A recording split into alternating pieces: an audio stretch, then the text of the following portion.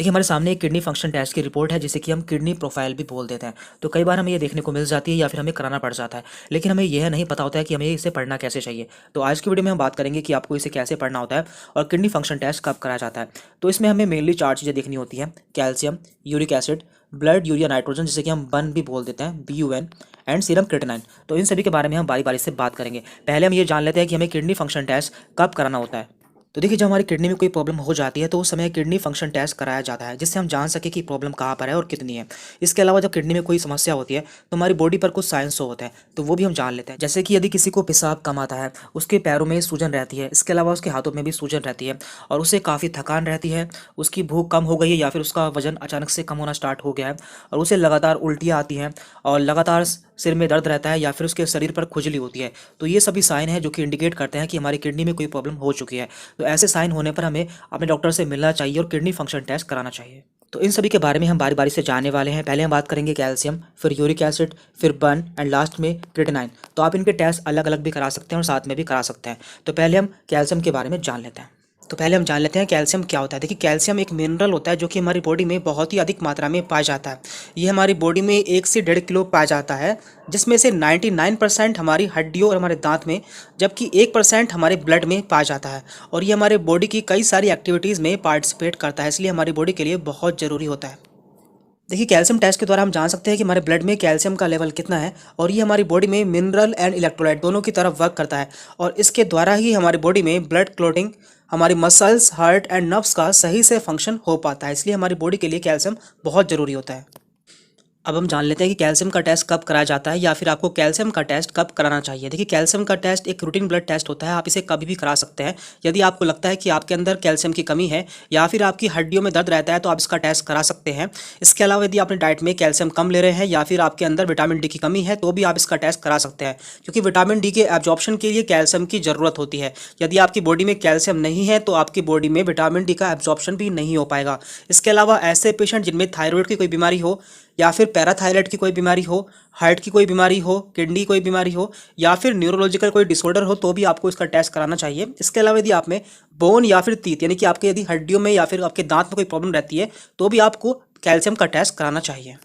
देखिए नॉर्मली हमारे ब्लड में कैल्शियम की वैल्यू 8.5 से 10.5 mg प्रति DL होती है, यानी कि मिलीग्राम प्रति डेसीलीटर होती है। यदि ये 8.5 से कम हो जाती है तो इसे हम हाइपोकैल्सीमिया कहते हैं, मीन्स हमारे ब्लड में कैल्शियम की मात्रा कम हो चुकी है। और यदि ये 10.5 से ज़्यादा हो जाता है मीन्स हाइपर कैल्सीमिया, यानी कि हमारे ब्लड में कैल्शियम की मात्रा ज़्यादा हो चुकी है। तो इनके कम होने पर या फिर ज़्यादा होने पर कौन कौन सी बीमारी होती हैं तो वो भी हम देख लेते हैं। तो यहाँ पर हम पहले देख रहे हैं हाइपोकैल्सीमिया, यानी कि यदि आप कैल्शियम का टेस्ट कराते हैं और आपके ब्लड में कैल्शियम की मात्रा कम मिलती है तो आपको इनमें से कौन सी कंडीशन हो सकती है। तो यहाँ पर कई सारी कंडीशन है, आपको इनमें से कोई भी एक कंडीशन हो सकती है। जैसे कि यहाँ पर है हाइपोपैराथायरॉयडिज्म, दूसरा है इनएडिक्वेट डाइटरी इंटेक ऑफ कैल्शियम, यानी कि आपने डाइट में कैल्शियम की मात्रा कम ले रहे हैं। तीसरा है डिक्रीज विटामिन डी लेवल, यानी कि आपका विटामिन डी की मात्रा भी कम हो चुकी है। डेफिशिएंसी ऑफ मैग्नीशियम, आपके अंदर मैग्नीशियम की कमी है। इंक्रीज फॉस्फोरस लेवल्स, या फिर आपकी बॉडी में फॉस्फोरस का अमाउंट बढ़ चुका है। इन्फ्लामेशन ऑफ पैंक्रियाज, या फिर आपके पैंक्रियाज में इन्फ्लामेशन हो सकता है। या फिर रिनल फेल्योर, यानी कि किडनी फेल हो सकती है। तो आपको इनमें से कोई भी कंडीशन हो सकती है, लेकिन मैक्सिमम चांस में ये देखा जाता है कि आपकी डाइट में कैल्शियम की कमी होती है। तो यदि आपको ऐसा देखने को मिलता है तो आपको कैल्शियम की कमी को डाइट से पूरा करना चाहिए। इसके बाद यहाँ पर है हाइपर कैल्सीमिया, यानी कि यदि आप ब्लड टेस्ट कराते हैं और आपके ब्लड में कैल्शियम का लेवल बढ़ा हुआ देखने को मिलता है तो आपको क्या क्या कंडीशन हो सकती है। तो यहाँ पर पहले है हाइपरथायरॉयडिज्म, दूसरा है टीबी, तीसरा है सार्कोडियोसिस, ये एक बैक्टीरियल इन्फेक्शन होता है।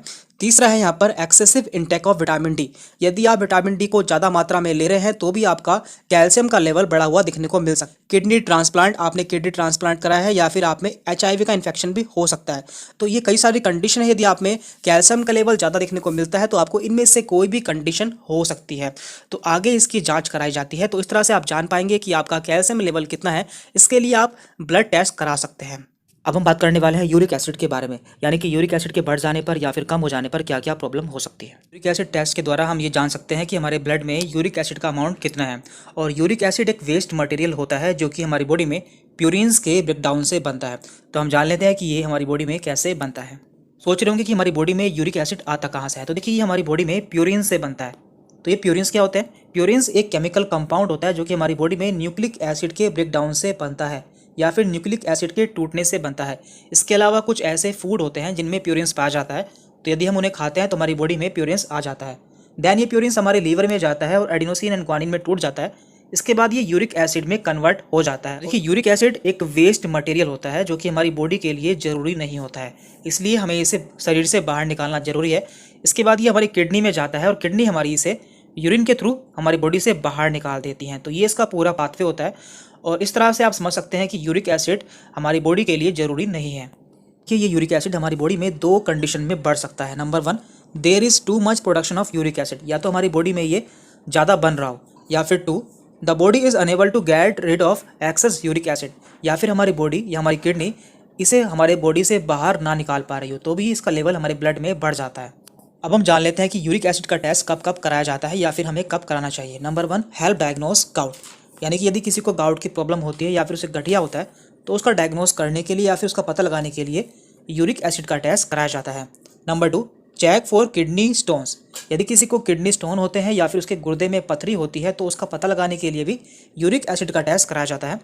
Check if medicines are working, यदि आप कोई गाउट की मेडिसिन ले रहे हैं तो पता लगाने के लिए कि आप पे ये काम कर रही हैं या फिर नहीं कर रही हैं, तो उसके लिए भी टेस्ट कराया जाता है। एंड नंबर 4 है check for uric acid level in patient on chemotherapy और रेडिएशन, यानी कि ऐसे पेशेंट जिनकी कीमोथेरेपी होने वाली होती है तो ऐसी कंडीशन में भी यूरिक एसिड का टेस्ट कराया जाता है। तो ये कुछ कंडीशन है जिनमें यूरिक एसिड का टेस्ट कराया जाता है। अब हमें ये भी जानना जरूरी है कि इसकी नॉर्मल वैल्यू ब्लड में कितनी होती है। देखिए फीमेल्स में इसकी वैल्यू 2.4 to 6.0 मिलीग्राम प्रति डेसीलीटर होती है, जबकि मेल्स में इसकी वैल्यू 3.4 to 7.0 मिलीग्राम प्रति डेसीलीटर होती है। लेकिन इसमें लैब टू लैब हल्का फुल्का चेंज देखने को मिल सकता है। तो हम जान चुके हैं कि यूरिक एसिड क्या होता है और इसका टेस्ट कैसे होता है। अब हम जान लेते हैं कि यदि हमारे ब्लड में बढ़ जाता है या फिर हमारी बॉडी से बाहर नहीं निकल पाता है तो हमें क्या क्या प्रॉब्लम हो सकती है। तो देखिए यूरिक एसिड जब हमारे ब्लड में बढ़ जाता है तो ये क्रिस्टल्स में कन्वर्ट हो जाता है और ये क्रिस्टल्स हमारी बोन के बीच में इकट्ठा हो जाते हैं, जिससे यहाँ पर इन्फ्लामेशन हो जाता है और हमें काफ़ी पेन होता है और इस कंडीशन को हम गाउट कहते हैं, यानी कि गठिया कहते हैं। अब आपको ये भी जानना जरूरी है कि गाउट की पहचान क्या होती है या फिर ये कहाँ से स्टार्ट होता है। तो देखिए 90% चांस होते हैं कि हमारे पैर के अंगूठे से या फिर हमारे ग्रेट टो से स्टार्ट होता है और इसके अलावा ये हमारे बॉडी के कुछ अन्य पार्ट में भी हो सकता है, जैसे कि हमारे घुटने में भी हो सकता है, लेकिन मैक्सिमम चांस इसके हमारे पैर के अंगूठे में ही होते हैं। यहाँ पे हमने कुछ पिक्चर भी लगाई है जिससे आप इसकी पहचान कर सकते हैं। तो ये एक पेशेंट की पिक्चर है जिनके ग्रेट टो में गाउट हो चुका है। तो जो ये स्वेलिंग होती है इसे हम टॉफी कहते हैं। इसी तरह से इनके हाथ में भी गाउट हो चुका है और यहाँ पर आप इस तरह से स्वेलिंग देख सकते हैं। तो ये सभी गाउट है या फिर गठिया है। और देखिए यदि किसी का यूरिक एसिड बढ़ जाता है तो उसे कंट्रोल भी किया जा सकता है। इसके कई सारे नेचुरल ट्रीटमेंट अवेलेबल हैं। तो फिलहाल हम उसकी बात नहीं कर रहे हैं, उसकी बात हम अगली वीडियो में करेंगे। अब हम बात करेंगे बर्न के बारे में, यानी कि ब्लड यूरिया नाइट्रोजन के बारे में। हम जानेंगे इसका अमाउंट हमारे ब्लड में कब बढ़ जाता है और कब कम हो जाता है। देखिए यूरिया की तरह बर्न भी एक वेस्ट मटेरियल होता है जो कि हमारे लीवर में प्रोटीन के टूटने से बनता है, यानी कि पहले प्रोटीन से यूरिया बनता है, फिर यूरिया से नाइट्रोजन यानी कि BUN बनता है। तो ये भी हमारे ब्लड में एक लिमिटेड अमाउंट में पाया जाता है। इसके बढ़ जाने पर या फिर कम हो जाने पर हमें प्रॉब्लम हो सकती है। देखिए यदि आप टेस्ट कराते हैं और आपके ब्लड रिपोर्ट में बर्न की वैल्यू 7 से 18 mg प्रति डेसीलीटर मिलती है तो ये इसकी नॉर्मल वैल्यू है। लेकिन यदि ये कम हो जाता है या फिर बढ़ जाता है तो हमें कोई प्रॉब्लम हो सकती है। तो अब हम जान लेते हैं कि किस किस कंडीशन में बर्न का अमाउंट बढ़ जाता है और किस किस कंडीशन में बर्न का अमाउंट आपको कम देखने को मिलता है। तो पहले हम बात कर लेते हैं कि बर्न का अमाउंट आपको कब कब ज़्यादा देखने को मिलता है। Number 1, protein intake. यदि आप ज़्यादा प्रोटीन खा लेते हैं तो उस कंडीशन में बर्न का अमाउंट आपको रिपोर्ट में ज़्यादा देखने को मिलता है। दूसरा है यहाँ पर GI ब्लीडिंग, यानी कि जब भी हमारे पेट में या फिर हमारे इंटेस्टाइन में कोई ब्लीडिंग होती है, यानी कि खून का स्राव होता है, तो उस समय हमारा बर्न का अमाउंट हमें बढ़ा हुआ देखने को मिलता है। थर्ड है यहाँ पर इन्फेक्शन की कंडीशन में भी हमारा बर्न का अमाउंट बढ़ जाता है, या फिर हम कोई स्टेरॉइड या फिर टेट्रासाइक्लिन मेडिसिन खाते हैं तब भी हमारा बर्न का अमाउंट इंक्रीज हो जाता है। अब हम बात करते हैं किस किस कंडीशन में बर्न का अमाउंट कम देखने को मिलता है। तो जब हमारे बॉडी में ब्लड का वॉल्यूम कम हो जाती है, यानी कि हमारा ब्लड कम हो जाता है, तो उस समय बर्न का अमाउंट भी कम हो जाता है। प्रेगनेंसी में भी बर्न का अमाउंट कम हो जाता है, या फिर हम कोई डायूरेटिक यूज़ करते हैं, यानी कि ऐसी मेडिसिन यूज़ करते हैं जो कि हमारे पेशाब को बढ़ा देती है, तो उस कंडीशन में भी बर्न का अमाउंट कम हो जाता है। और लीवर फेलियर की कंडीशन में भी बर्न का अमाउंट कम हो जाता है। इसके बाद सही कारण जानने के लिए फिर दूसरे टेस्ट कराए जाते हैं और किडनी फंक्शन टेस्ट में लास्ट पैरामीटर है क्रिएटिनिन। तो उसके बारे में भी हम बात कर लेते हैं। तो देखिए क्रिएटिनिन जो होता है, ये क्रिएटिनिन बनने से पहले इसका नाम होता है क्रिएटिनिन, जो कि हमारे किडनी, लीवर और पैंक्रियाज में बनता है। इसके बाद ये ब्लड के थ्रू यानी कि खून की सहायता से हमारे ब्रेन और हमारी मसल्स तक पहुंचता है और हमारी मसल्स में इसका यूज़ होता है। जो हमारी मसल्स एनर्जी यूज़ करती है तो उसमें इसका यूज़ होता है, यानी कि ये मसल्स को एनर्जी प्रोवाइड करता है। इसके बाद ये क्रेटिनाइन में कन्वर्ट हो जाता है और ये एक तरह का वेस्ट मटेरियल होता है जिसे हमें अपनी किडनी से बाहर निकालना होता है, यानी कि अपने शरीर से इसे बाहर निकालना जरूरी है। अगर हम इसे शरीर से बाहर नहीं निकालेंगे तो ये हमारे ब्लड में बढ़ता जाएगा, जिससे हमें प्रॉब्लम हो सकती है। कि इसके बाद ये क्रेटिनाइन हमारे ब्लड के द्वारा हमारी किडनी तक पहुंच जाता है, जहाँ पर हमारी किडनी इसे फिल्टर करके यूरिन के साथ हमारे शरीर से बाहर निकाल देती हैं। इस तरह हमारे शरीर में इसका अमाउंट कम हो जाता है। लेकिन यदि किसी वजह से हमारी किडनी में कोई प्रॉब्लम हो जाती है तो ये क्रेटिनाइन हमारे शरीर से बाहर नहीं निकल पाता है और हमें प्रॉब्लम हो सकती है। तो इसी की जांच करने के लिए हम क्रेटिनाइन टेस्ट कराते हैं, जो कि किडनी फंक्शन टेस्ट के अंतर्गत आता है। कि क्रेटिनाइन का लेवल जानने के लिए हम दो तरह से टेस्ट करते हैं। पहला टेस्ट है यहाँ पर ब्लड या फिर सीरम टेस्ट। इसमें हम किसी पेशेंट का ब्लड लेते हैं और उसमें देखते हैं कि उसमें उसका क्रेटिनाइन लेवल कितना है। यदि उसमें क्रेटिनाइन का लेवल बढ़ा हुआ मिलता है तो आपको समझ जाना चाहिए कि उसके किडनी में कोई प्रॉब्लम है, जिस वजह से उसका क्रेटिनाइन यूरिन के थ्रू बाहर नहीं निकल रहा है। और दूसरा है यहाँ पर 24 आवर यूरिन सैंपल टेस्ट या फिर यूरिन क्लियरेंस टेस्ट। इसमें हम क्या करते हैं, किसी पेशेंट का 24 घंटे इकट्ठा किया हुआ यूरिन का सैंपल लेते हैं और उसमें हम देखते हैं कि उसमें क्रेटिनाइन कितना है।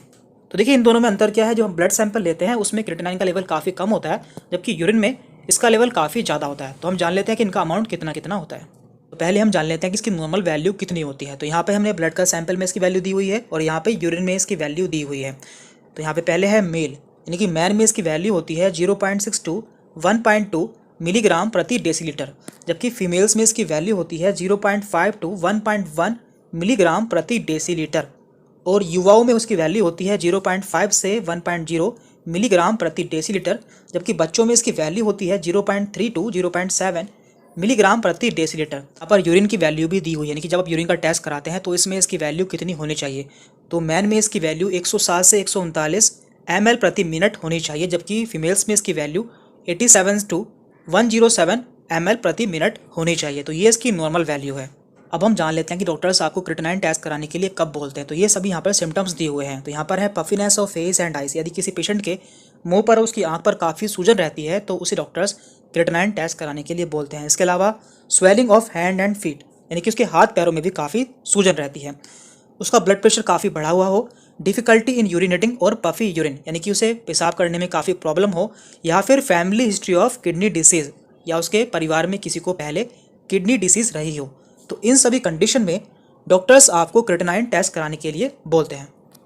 तो हम बात कर लेते हैं कि जब आप यूरिन का टेस्ट कराते हैं तो आपका क्रेटिनाइन लेवल किस कंडीशन में बढ़ जाता है और किस कंडीशन में आपको कम मिलता है।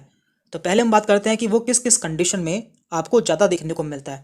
नंबर 1 है यहाँ पर state of high cardiac output, यानी कि यदि आप किसी वजह से ज़्यादा एक्सरसाइज कर लेते हैं या फिर कोई ऐसा काम कर लेते हैं जिससे आपका कार्डियक आउटपुट काफ़ी बढ़ जाता है तो आपका क्रेटिनाइन लेवल यूरिन में बढ़ा हुआ देखने को मिल सकता है। इसके अलावा प्रेगनेंसी में भी क्रेटिनाइन लेवल बढ़ जाता है। जब कोई जल जाता है तो उस कंडीशन में भी क्रेटिनाइन लेवल उसका बढ़ जाता है।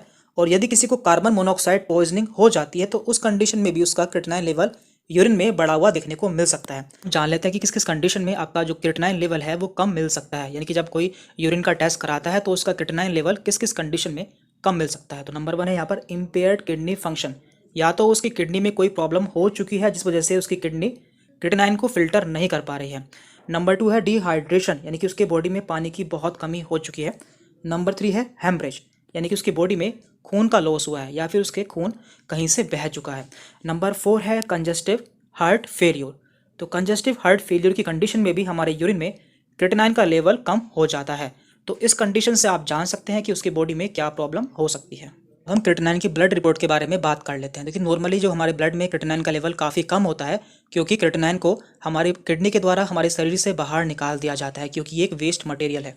लेकिन यदि आपको ये बॉडी में या ब्लड में ज़्यादा देखने को मिलता है तो समझ जाइए कि आपकी किडनी में कोई प्रॉब्लम है।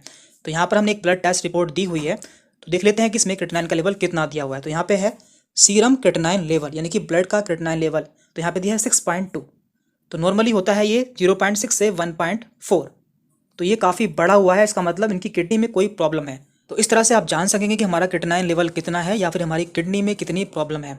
और देखिए कुछ कंडीशन ऐसी भी होती हैं जिसमें हमारा क्रेटिनाइन लेवल कम हो जाता है लेकिन हमारी किडनी में प्रॉब्लम नहीं होती है, तो वो भी आपको पता होना चाहिए, उसके बारे में हम बात कर चुके हैं।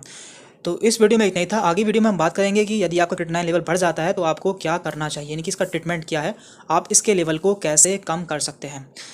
तो आज के इस वीडियो में इतना ही था। यदि आप हमारे चैनल पर नए हैं, चैनल को सब्सक्राइब कर लें, जिससे आगे भी आपको हमारी वीडियोज़ के नोटिफिकेशन मिलते रहें। Thank you very much.